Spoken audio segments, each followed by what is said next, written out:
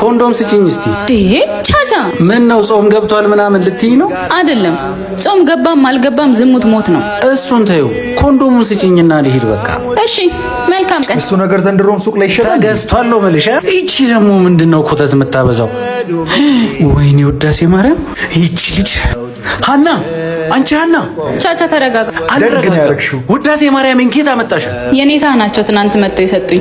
አንተማ ጣልካት አይደል? ትናንትም እዬ እንዳላልካት ነይልኝ እንዳላልካት ጎሳ ልብያ እንዳላልካት ሸሻት አይደል? እንግዲህ ልጅ ሆነ ውዳሴዋን የቀጸልክባት መጽሐፍቹት ማርያምን አይተ እንኳን አትመለስም።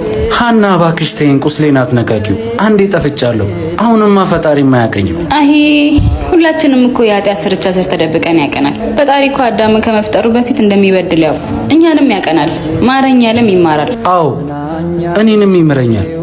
አሁን ልሂድና ይቅርታ ልጠይቀው። ጎበዝ። ኧረ አንተ ምን አይነት ትምህርት ነው? በእንደዚህ አይነት ሲቹዌሽን ላይ ምንድነው ውስጡ ራሱ ፊልም የሚያደርገው? በቃ ወደቅን ከዚህ በኋላ ረሳን ፈጣሪ ብላችሁ የምታስቡ ሰዎች ራሱ እናንተ ራሳችሁ ላይ ተስፋ ካልቆረጣችሁ እሱ መቼም በእናንተ ነው ተስፋ ማይቆርጠው። ያረዳ ልጅ